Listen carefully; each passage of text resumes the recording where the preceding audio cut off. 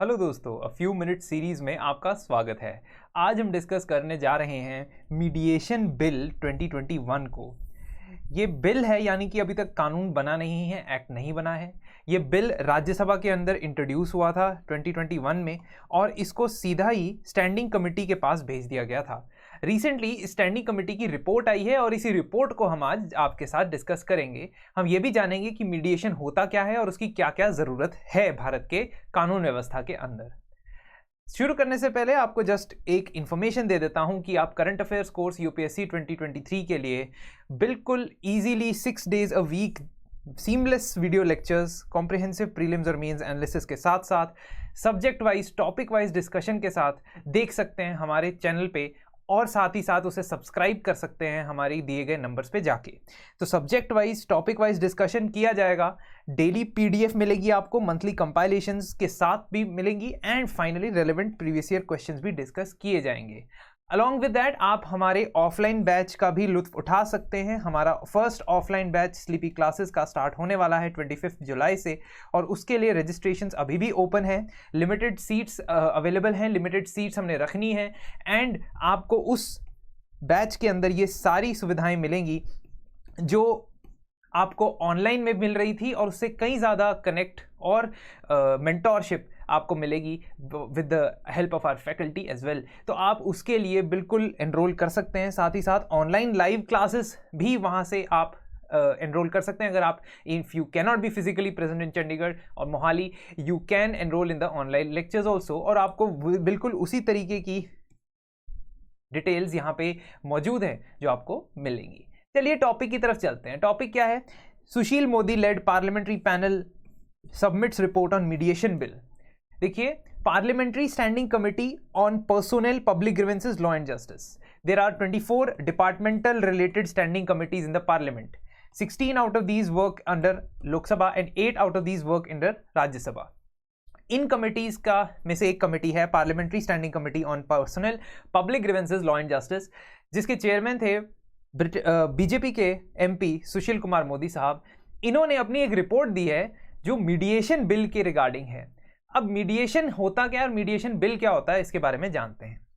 Mediation एक alternate dispute resolution mechanism है जहां पे पार्टीज अपने डिस्प्यूट कोर्ट्स के बाहर सेटल करने की कोशिश करते हैं। मीडिएशन एक वॉलंटरी प्रोसेस है। इसमें जो पार्टीज होती हैं वो एक दूसरे के साथ अगर कोई डिस्प्यूट होता है उसको रिजॉल्व करने के लिए एक न्यूट्रल थर्ड पार्टी को अपॉइंट करते हैं जिसका नाम मीडिएटर होता है।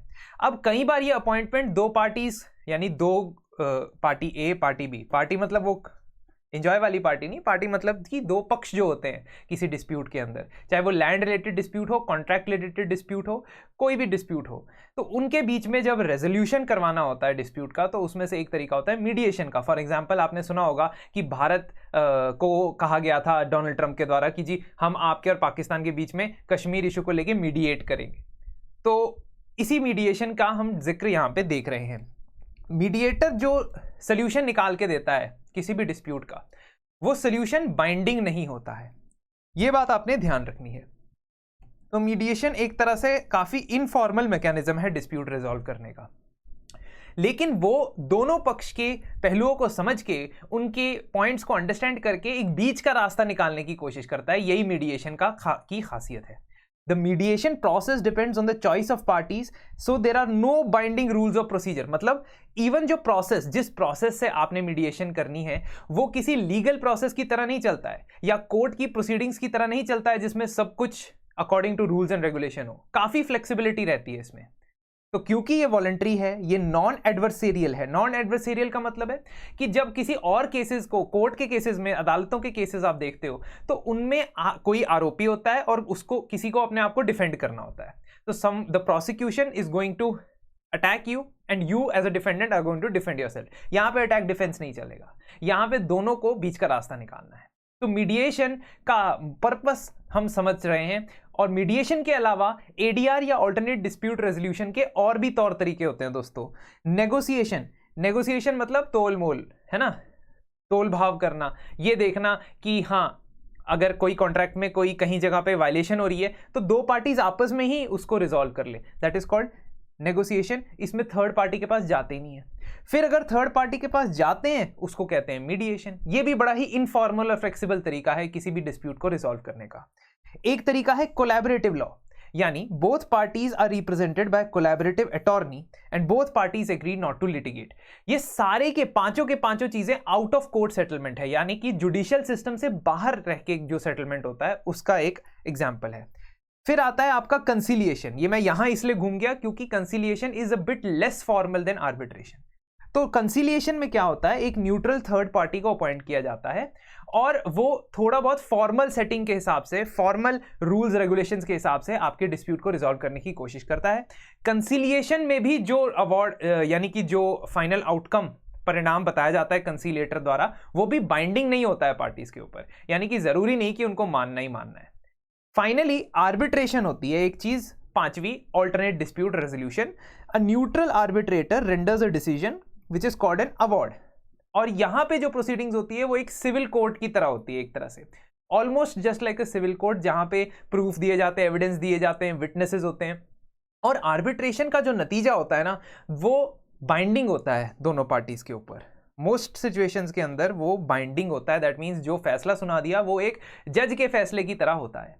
तो ये सारे जो चीजें हैं ये ऑल्टरनेट डिस्प्यूट रेजोल्यूशन के तरीके हैं। भारत के अंदर ऑल्टरनेट डिस्प्यूट रेजोल्यूशन के एडवांटेजेस क्या क्या हो सकते हैं? सबसे पहले वो कॉस्ट इफेक्टिव होता है, कोर्ट के केसेस में जितना खर्चा लगता है उसके मुकाबले काफी कम खर्चा इसमें लगेगा। सेकंड, इनफॉर्मल होता है। इनफॉर्मल का मतलब है कि आपको स्ट्रिक्ट रूल्स एंड प्रोसीजर्स के हिसाब से नहीं चलना है, आपको इसी वजह से भी आपकी फ्लेक्सिबिलिटी बहुत ज्यादा होती है। एविडेंस देने का तरीका, एविडेंस प्रोवाइड करने का तरीका, विटनेसेस को से एक टेस्टिमोनी लेने का तरीका, ये सब इसमें मैटर में नहीं पड़ता है। वो तो सिविल प्रोसीजर, क्रिमिनल प्रोसीजर के मैटर में नहीं पड़ता है, इसलिए फ्लेक्सिबल भी है और इसलिए जल्दी भी खत्म हो जाता है कि तारीख पे तारीख नहीं होती है ना। ऐसा भी नहीं है कि तारीख पे तारीख इज गोइंग ऑन एंड आपका जो केस आगे बढ़ता जा रहा है। इसमें दोनों पक्षों के इंटरेस्ट का ध्यान रखा जाता है, ये भी एक बहुत इंपॉर्टेंट बात है। इसकी प्रोसीडिंग्स कॉन्फिडेंशियल होती है, यानी कि गुप्त तरीके से की जाती है ताकि आपकी इज्जत की धज्जियां मीडिया में ना उड़ाई जाए। एंड फाइनली वेन्यू और शेड्यूल जो होता है वो भी आपकी कन्वीनियंस के हिसाब से हो सकता है। तो ऑल्टरनेट डिस्प्यूट रेजोल्यूशन के ये सब फायदे तो हैं, लेकिन दोस्तों भारत के कॉन्टेक्स्ट में सबसे बड़ा फायदा क्या है? भारत के कॉन्टेक्स्ट में सबसे बड़ा फायदा, अगर ज्यादा से ज्यादा लोग एडीआर को सपोर्ट करते हैं या उसके थ्रू जाते हैं, तो सबसे पहले तो केसेस की जो पेंडेंसी है वो देखें। 4.7 crore cases as of May 2022 are pending, जिनमें से अगर मैं 3 लेवल की बात करूं, supreme court, high courts of all the state and subordinate courts, तो सबऑर्डिनेट कोर्ट में 87% पेंडेंसी है। दैट मींस 4.7 में से 4.1 करोड़ तो सबऑर्डिनेट कोर्ट्स में केसेस पेंडिंग है, और उनमें से भी 1 करोड़ ऐसे केसेस हैं जो सिविल केसेस हैं। सिविल केसेस और कमर्शियल डिस्प्यूट। सिविल केसेस कौन से होते हैं दोस्तों? सिविल केसेस वो होते हैं जिसमें जेल की सजा नहीं होती है, पेनल्टी लगती है आपके ऊपर, फाइन लगता है आपके ऊपर, लेकिन आपको जेल नहीं होती है। तो सिविल केसेस का एग्जांपल होता है कि कॉन्ट्रैक्चुअल एग्रीमेंट, अगर आपने कोई दो पार्टीज ने कॉन्ट्रैक्ट किया और उसमें कॉन्ट्रैक्ट को आपने वायलेट कर दिया तो आपको पेनल्टी भरनी पड़ती है, फाइन भरना पड़ता है, लेकिन जेल नहीं होती है। And out of these cases 1.8 lakh cases ऐसे हैं दोस्तों जो 30 साल से पेंडिंग है, 30 ईयर से, 1990 से पेंडिंग है। तो इसका मतलब ये बनता है कि आपकी सबसे बड़ी जरूरत एडीआर की ये है कि आपके केसेस का बर्डन कोलेस्ट्रॉल की तरह भारत के जुडिशियल सिस्टम की नसों में बढ़ चुका है। अब मीडिएशन बिल इसीलिए लाया गया था ताकि मीडिएशन का एक अलग से कानून बने, एक अलग से लॉ बने, ताकि मीडिएशन की जो प्रोसेस है ऑलरेडी चलती है इंडिया में, ऐसा नहीं कि मीडिएशन अभी तक नहीं होता है, लेकिन वो कोर्ट द्वारा ऑर्डर होता है, court always gives the order, और दो पार्टीज आपस में मीडिएशन करती है, बट उसको लेके कोई एक पर्टिकुलर सेट ऑफ रूल्स या गाइडलाइंस नहीं है, एक कानून नहीं है, वो कानून लाने की कोशिश की गई थी। नाउ मीडिएशन बिल के अंदर क्या बोला गया था कि all parties that are residing in India और इनकॉर्पोरेटिंग इन इंडिया, और जो एग्रीमेंट दोनों पार्टीज आपस में करती हैं किसी कॉन्ट्रैक्ट को लेके, वो अगर इस बिल का मेंशन करता है, इस एक्ट का मेंशन करता है, या इंटरनेशनल लेवल पे भी कोई मीडिएशन है, तो वो ये मीडिएशन बिल उन सभी मीडिएशन प्रोसेस के ऊपर अप्लाई किया जाएगा। फिर ये देता है एक्सेप्शन कि कौन से केसेस में मांडवली या मीडिएशन नहीं हो सकती है। अगर माइनर्स के खिलाफ कोई क्लेम है, माइनर्स मतलब 18 साल से कम उम्र के बच्चे, अगर क्रिमिनल ऑफेंस का कोई क्लेम है, तो क्रिमिनल ऑफेंस तो बाहर हो गए इससे, ठीक है, criminal offences are out of the ambit. Affecting the rights of third parties, what is this affecting the rights of third parties? Actually क्या होता है कि कुछ कॉन्ट्रैक्ट्स के अंदर जैसे दो पार्टी ए और पार्टी बी ने आपस में कॉन्ट्रैक्ट साइन किया है और उसमें थर्ड पार्टी को बेनिफिट होता है, direct benefit.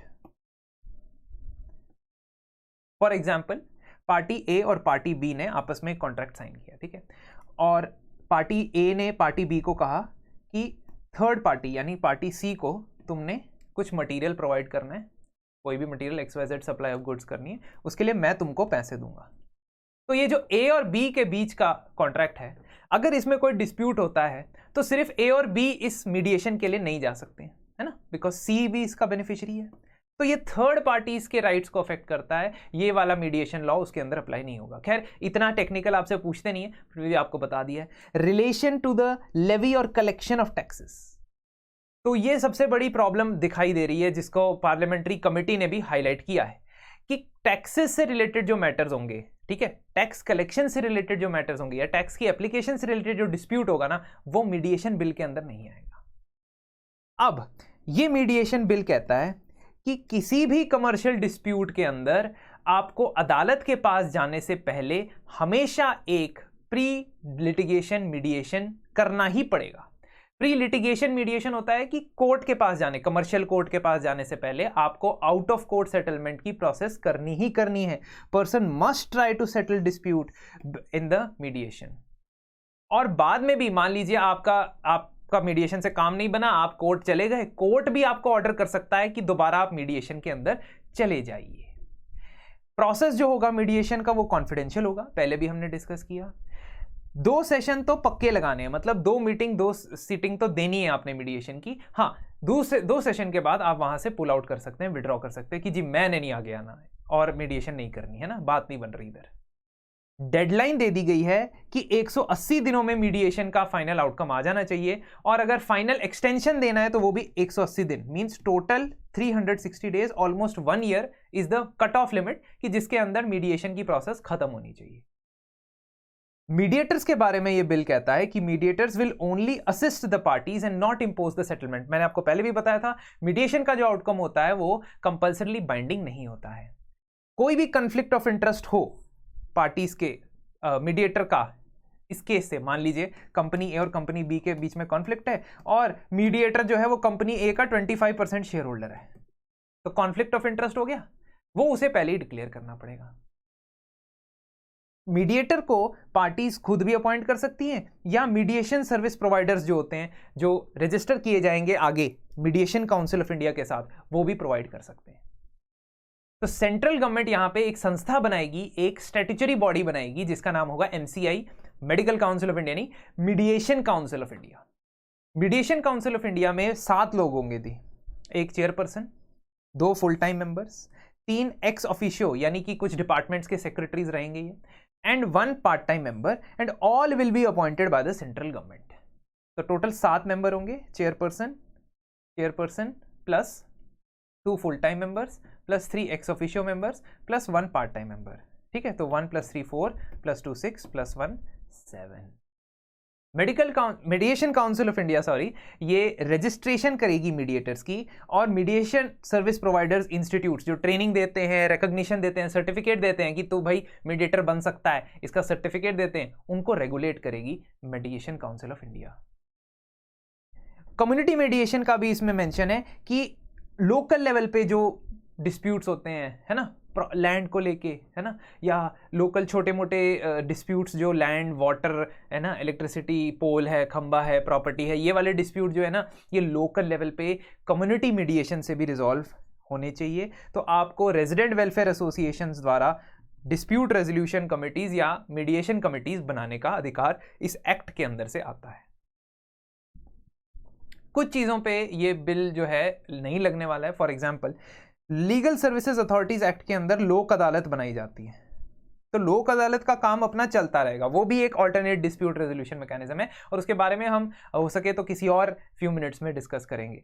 Industrial relations code, इसके अंदर ट्राइब्यूनल बनाए जाते हैं, ठीक है। तो इनके ऊपर ये मीडिएशन नहीं अप्लाई होगा। तो आपने एक्सेप्शन देख लिया कि कहाँ कहाँ पे मीडिएशन अप्लाई नहीं होने वाले। अब पार्लियामेंट्री कमेटी जो रिपोर्ट दी है उसने कहा है कि इसमें कुछ चेंजेस लाओ सर, इसके अंदर कुछ बदलाव लाने चाहिए आपको। हमें ये बिल अच्छा लगा, पसंद आया, मीडिएशन होनी चाहिए, बिल्कुल होनी चाहिए, केसेस का बर्डन बहुत है सुप्रीम कोर्ट, हाई कोर्ट और जुडिशरी पे, बट आप चेंजेस लाएं। पहली चेंज कि जो मैंडेटरी एंड कोर्सिव नेचर किया है आपने, that it is mandatory for every commercial case to first undergo mediation, वो तो टाइम वेस्ट करवाएगा आपका, क्योंकि 2 सिटिंग तो कराओगे, उसके बाद तीसरी सिटिंग में फिर वो कोर्ट चले जाएंगे, है ना। तो दे आर सेइंग कि अभी स्टार्टिंग में ना आप इसको ऑप्शनल रखो, यानी you should have the option of going for pre litigation mediation, अदालत के पास जाने से पहले मीडिएशन करवाने का ऑप्शन रखो, कंपलसरी मत रखो। पहला सजेशन। दूसरा सजेशन या रिकमेंडेशन क्या कहता है कि क्योंकि आपने टैक्स मैटर्स को इससे बाहर रखा है और टैक्स से रिलेटेड जो कमर्शियल डिस्प्यूट्स होती है उसमें गवर्नमेंट पार्टी तो रहती है, क्योंकि टैक्स क्यों कौन कलेक्ट करता है, गवर्नमेंट कलेक्ट करती है। तो आपने इसको क्यों बाहर रखा है जबकि यहां पे सबसे ज्यादा मीडिएशन की जरूरत है। ऐसा कई रिपोर्ट्स ने भी कहा है कि government is involve in most number of litigation, सबसे ज्यादा लिटिगेशंस में तो गवर्नमेंट इन्वॉल्व है। तो फिर गवर्नमेंट वाले केसेस में क्यों नहीं मीडिएशन, आपने आउट ऑफ कोर्ट मीडिएशन के लिए ये प्रोसेस रखा। मीडिएशन काउंसिल ऑफ इंडिया के बारे में ये कहा कि जो आप इनमें 7 मेंबर अपॉइंट करने वाले हो ना, चेयरमैन और मेंबर्स, उसके लिए सिलेक्शन कमेटी बनाओ और उस सिलेक्शन कमेटी में एक्सपर्ट्स रखो जिनका मीडिएशन की प्रोसेस में एक्सपर्टीज है या लीगल प्रोसेसेस में वो एक्सपर्ट है, ताकि आप एक निष्पक्ष तरीके से इसमें अपॉइंटमेंट कर सकें। पार्लियामेंट्री कमेटी ने और भी सजेशन दिए दोस्तों। उन्होंने ये कहा कि मीडिएशन काउंसिल ऑफ इंडिया आप सेंट्रल लेवल पे बना रहे हो, लेकिन कितने केस संभालेगी वो, कितना डेटा वो कलेक्ट करेगी, कितने लोगों को रिकॉग्निशन देगी। तो इसलिए अच्छा है कि आप हर एक स्टेट में एक मीडिएशन काउंसिल बना दो और उनको आपस में कंपीट करने के लिए बोलो कि हाँ, रैंकिंग कर देंगे कि कहाँ कौन से स्टेट में सबसे ज़्यादा मीडिएशन से प्रोसेस बेटर हो रहा है, कौन से केसेस में ज़्यादा मीडिएशन में जा रहे हैं और रिजॉल्व भी हो रहे हैं। साथ ही साथ हर मीडिएटर को एक आईडी कार्ड होना चाहिए, है ना, आइडेंटिफिकेशन होनी चाहिए और उसकी परफॉर्मेंस अप्रेजल होनी चाहिए, उसकी ट्रेनिंग सेशंस होनी चाहिए, है ना, इवैल्यूएशन होनी चाहिए मीडिएटर की। कोई ऐसा वैसा बंदा ना मीडिएटर बन जाए, क्योंकि मीडिएटर का सक्सेस रेट इस बात से डिसाइड होना चाहिए कि उसने कितने लोगों के बीच में मीडिएशन करवा पाया। वो अगर तो वो बस काम के लिए काम कर रहा है तब तो मुश्किल हो जाएगा ना, एक और सरकारी ढांचा तैयार हो जाएगा जो इफेक्टिव नहीं है। तो they should have credit points कि हाँ, तुम्हारे इतने क्रेडिट पॉइंट्स बन रहे हैं तभी जाके तुम आगे अपना लाइसेंस आगे कंटिन्यू कर सकते हो।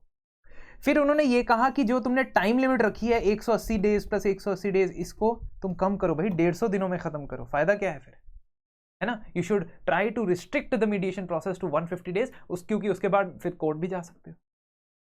And they also said, the committee also said कि ऑनलाइन मीडिएशन को भी आप इन्वॉल्व करो, क्योंकि ऑनलाइन डिस्प्यूट रेजोल्यूशन अब बहुत ज़्यादा पॉपुलर मोड हो चुका है, खासकर 2020 से 22 तक, और आगे आने वाले समय में भी ये हमें काम आएगा। तो ये रिकमेंडेशंस दोस्तों आप याद रखेंगे और एग्जाम के अंदर एडीआर या अल्टरनेट डिस्प्यूट रेजोल्यूशन आपका GS2 के अंदर एंड GS3 के अंदर, दोनों के अंदर आ सकता है। तो दोनों में ही आप फोकस रखेंगे इस चीज़ के ऊपर। फाइनली जाते जाते आपको ये बताना चाहूँगा कि अगर आपको ऐसा लगता है कि आपका कोई पर्टिकुलर सब टॉपिक या सब्जेक्ट, आई एम सेइंग सब टॉपिक बिकॉज यहाँ पे सोशल इश्यूज भी है, डिजास्टर मैनेजमेंट भी है, इंटरनल सिक्योरिटी भी है, जो अपने आप में बड़े सब्जेक्ट नहीं है, लेकिन तब भी आपको वहाँ सेपरेट मॉड्यूल मिल रहा है, तो आप 6000 में एक सेपरेट मॉड्यूल इसका ले सकते हैं। साथ ही में उसमें आपको मिलेंगे सारा कंटेंट वीडियोस का और PDF, daily quizzes and updations along with monthly current affairs. तो इसके लिए आप हमें कांटेक्ट कर सकते हैं। आज के लिए इतना ही, नेक्स्ट फ्यू मिनट्स में मिलते हैं।